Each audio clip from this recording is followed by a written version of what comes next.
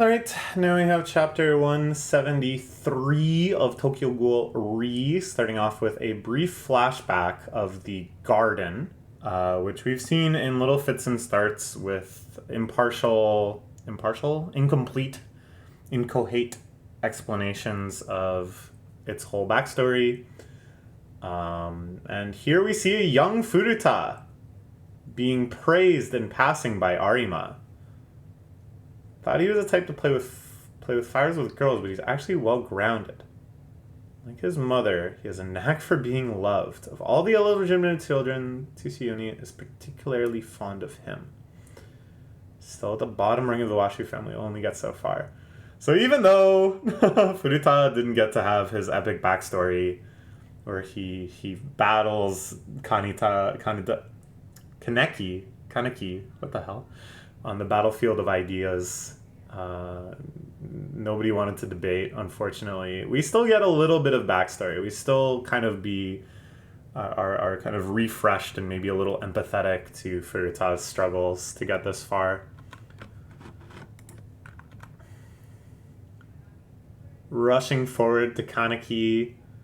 I like how simple Furuta is fighting too. I like, We've kind of seen this like power explosion in terms of Kagune and stuff, and more just like very over the top, shooting out tentacles and everything like that.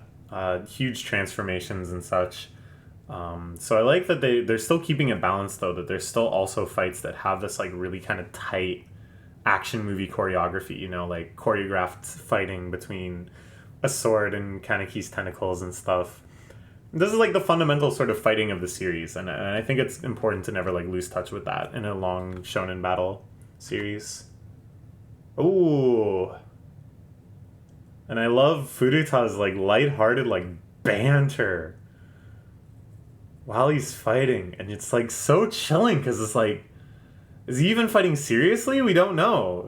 He's trying to kill Kaneki? It seems like it, but at the same time, like he's just joking around, like as if this is all foretold in his mind, preordained. He already knows. It doesn't matter. How could it not matter? I don't know.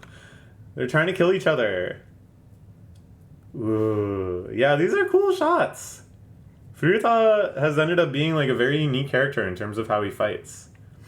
Maybe, was this the first confirmation too that he's like a child of the garden and he received that harsh psychotic training? I don't know, it's probably mentioned somewhere before. I'm not done yet. Oh, when I was recounting the final endgame battles, there's still V too. There's still all the like agents of V that are running around and doing God knows what. So that has to be dealt with too. I'm not done yet.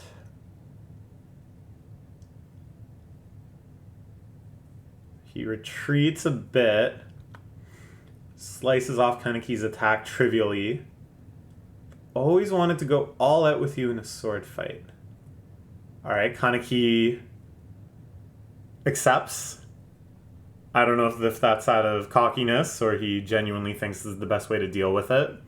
Maybe he thinks like, oh, if I just kind of keep attacking Furuta as I have, he could just kind of be evasive and defensive and that kind of favors him. But if I draw him into this more like honorable battle, like if I agree, okay, I'll fight you on your terms, let's have this all-out sword fight, then it's like maybe very naively Kaneki's thinking, okay, then at least we'll settle things. I don't know. Look sharp. Cut me. Crazy shot. I love this like ricochet off, flying in off the ropes. Okay, so Kaneki, yeah, he's not so naive. He's also using his Kagune. Stick to swords.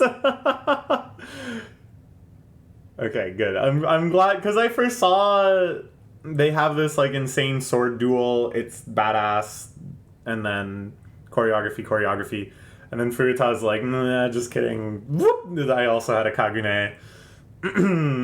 How did you not think I was gonna trick you like this? But no. Kaneki's not fucking around. Yeah, Furuta's like a psycho. I think this is like interesting that we've had like several characters that are kind of scheming, Uta, Donato, and now Furuta, where you realize like although they had their hands in so many things, although they were like orchestrating so much, at the end of the day, uh, it's like, is it really all because of some scheme, or is it just for like their raw pleasure? Is it just that this is what's driving them in terms of like a visceral craving for violence and bloodshed and stuff? Is it just out of like this aching nihilism of needing combat to fill some gaping hole? Like, I don't know, man. Because in the end, it feels like, even though we knew Furuta was a psycho, this particular aspect of his psychoticness emerging when he's fighting like this is very telling. Safeguards make everything boring. We're all just pieces on a board, so come on, let's play. And now his Kagune emerges, as I expected. It looks really freaky. It's like very comical in a way with these big bulging eyes, but you know, in the end, this line of "we're just pieces on a board" I think is like very telling of this kind of philosophy where it's like not about he doesn't see himself as the player. He doesn't see himself as someone who has arranged pieces on a board and is orchestrating all these battles and stuff. Even though he kind of is, he sees himself as one of those pieces on the board, and that it's almost like indifferent to him whether he's on the winning or losing side. Like he just wants to see out the game to its conclusion. I think he keeps calling him assistant special investigator. It feels like almost like he's saying, well, you know, I'm like special investigator tier. You're still a tier below Arima and all of them, but I stood among them in my own way. I was in the garden and all that. Okay. Ooh. What will I do next? You'll have to wait and see. This is a brutal attack. It looks like a sea urchin exploding inside of Kaneki. Knocking the wind out of him. Hospitality. Ooh. Ooh. What? Kaneki being tossed around like a rag doll. He wants to finish him off with the sword. Of course, of course. Kaneki being rushed towards the blade. I don't know, does he take it like right down the face? It's hard to read exactly what angle he got hit at.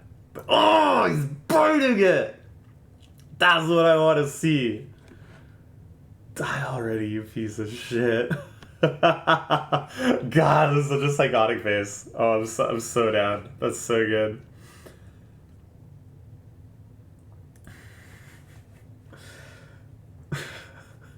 Alright. Breaks off the sword. You really are strong. I'm having fun toying with me. I don't have your talents. I'm not smart. I'm not strong. I couldn't save the world, let alone a small country. Alright, is it time for like a huge tangent about the extremely widespread and yet still extremely ambiguous world building as it relates to most of the rest of the world and ghouls? What are the ghouls doing in America? We know that there was a big German anti-ghoul movement, but what about everywhere else? Anyways, this mention of let alone a small country, I don't need to get into all of that, but it's interesting.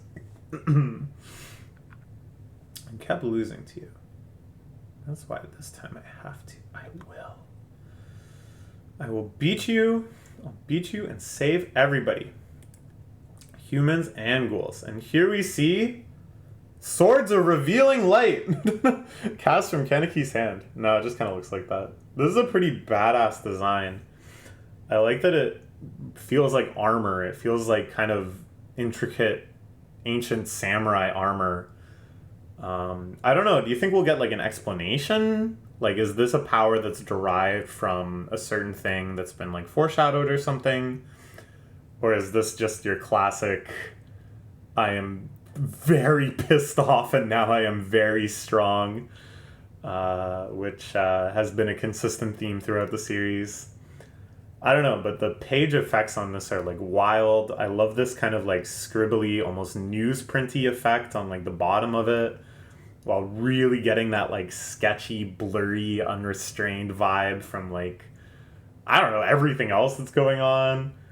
Yeah, conveying a whole lot of power, and I think this is like setting up the fact that okay, maybe now Furuta defeatable, but then Risei, the real enemy, still lurks beyond. I don't know. I don't know. We will have to find out in the next chapter. Let's just keep on rolling.